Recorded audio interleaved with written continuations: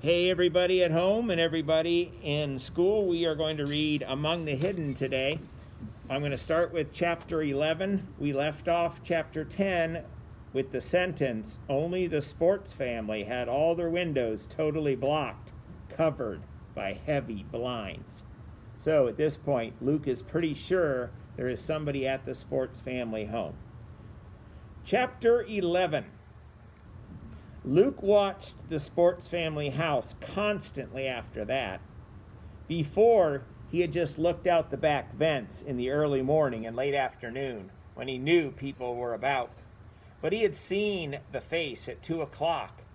Maybe the other kid knew the rhythms of the neighborhood too and let his guard down only during the times he considered safe. For 3 long days, Luke saw nothing. Then, on the 4th day, he was rewarded. One panel of one of the blinds on an upstairs window flipped quickly up and down at 11 o'clock. The 7th day, the blinds in a downstairs window were left up in the morning, and Luke saw a light go on and off at 9:07, 2 full hours after the last of the sports family had left. A half hour later, the sports family mother drove in her red car and stomped into the house. 2 minutes later, the blind in the downstairs window went down. The mother left immediately. The 13th day was unseasonably warm, and Luke sweated in his attic. Some of the sports family windows were left open, those still covered by the blinds. The wind blew the blinds back a couple of times, and Luke saw lights on in some of the rooms some of the time, in other rooms as the day wore on. Once he even thought he saw the glow of a television screen. He had no doubts anymore. Someone was hiding in the sports family house. The question was, what could he do about it? All right, boys and girls at home and boys and girls in class, you are going to answer the chapter 11 question. So look up at the board for the people in school. Look at the tab if you're at home and answer the question for chapter 11. Who do you think is hiding, and what will Luke do about it?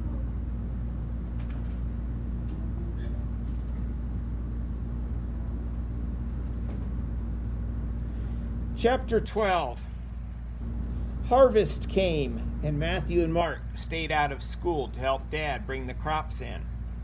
The 3 of them working some days from dawn until midnight. Mother's factory got busier too, and she began working 2 or 3 hours of overtime every day. She brought up a store of food to Luke's room so he wouldn't get hungry while they were all away. "There," she said cheerfully, lining up boxes of crackers and bags of fruit. "This way you won't even miss us." Her eyes begged him not to complain. "Uh-huh," he said, trying to sound game. "I'll be fine." He watched the sports family house only sporadically now. What other proof did he need? What good did it do him to know about the other 3rd child?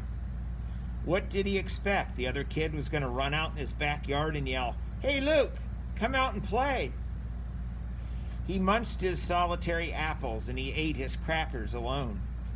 And in spite of himself, a crazy idea grew in his mind, sprouting new details daily. What if he sneaked into the sports family house and met the other 3rd child? He could do it. It was possible, theoretically. He spent entire days plotting his route. He'd be hidden by bushes in the barn through much of his yard. It was only about 6 feet from there to the nearest tree in the sports family's backyard. He could crawl on his stomach. Then he'd be hidden by the fence the sports family shared with the bird brain family. All those birdhouses might actually help. After that, it was only 3 steps to the sports family house. They had a sliding glass door at the back, and on warm days they had been leaving it open with just a screen. He could go in there. Would he dare? Of course he wouldn't, but still, Still. The first time he looked out the vents and saw maple leaves shot through with shades of red and yellow, he panicked. He needed those leaves to hide him on his way to the Sports family house. If he waited too long, the leaves would be gone. He began waking up every morning in a cold sweat, thinking, maybe today, do I dare? Just thinking about it made his stomach feel funny. It rained 3 days in a row in early October, and he was almost relieved because that meant he couldn't go on those days. Didn't even have to think about going. He couldn't risk leaving footprints in the mud, and Dad and Matthew and Mark were in the way, hanging around in the house and the barn, grumbling because they couldn't get into the fields. Finally, the rain stopped and the fields dried up, and Dad and Matthew and Mark went back to their combine and tractors, acres away from the house. The backyard and the Sports family backyard were dry too, and it was warm again. The Sports family left their sliding glass door open. The rain hadn't knocked all the leaves off the backyard trees, but the next rain probably would.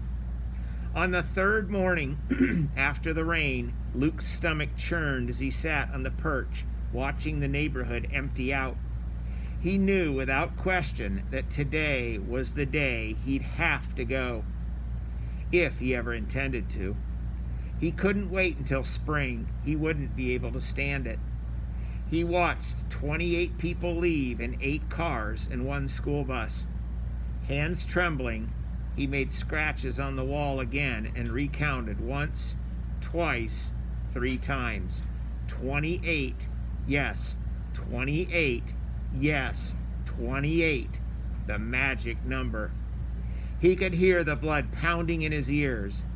He moved in a daze, off his perch, down the stairs, into the kitchen, and then out the back door.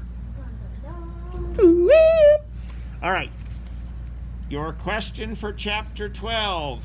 Kids at home, you can check the link or you can listen to what I say here and write it in your notebook. Will Luke go to the Sports family house?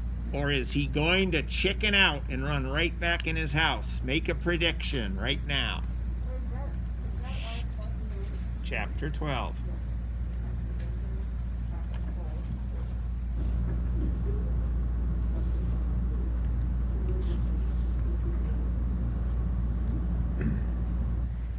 Chapter 13. He had forgotten what fresh air felt like, filling his nostrils and his lungs. It felt good. With his back pressed against the house, he stood still for a moment, just breathing. All the months he had spent inside suddenly seemed like a dream. He had been like some confused animal hibernating during the nice weather. The last real thing that had happened to him was being called inside when the woods were being chopped down. Real life was outdoors, but so was danger. And the longer he stayed outside, the greater the danger. He forced himself down into a crouch and half crawled, half ran alongside the house and the hedges and the barn. At the back edge of the barn, he hesitated, staring into the seemingly endless gulf between the barn and the trees at the boundary between the backyard and the Sports families. Everybody's gone, he told himself. There's not a soul around to see you. Still, he waited, staring at the blades of grass just beyond his feet. He had been taught all his life to fear open spaces, like the one in front of him now. It faced dozens of windows. He had never stepped foot in any place that public, even if it was deserted. Still hidden by the barn, he made himself inch his foot forward. Then he drew it back. He turned around and looked at his family's house, so safe and secure, his sanctuary. He heard his mother's voice in his head, "Luke, inside, now!" It seemed so real. He remembered something he had read in one of the old books in the attic about telepathy.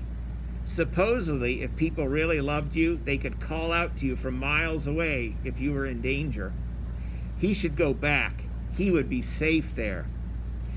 He took a deep breath, looking forward toward the Sports family house, then back again toward his own.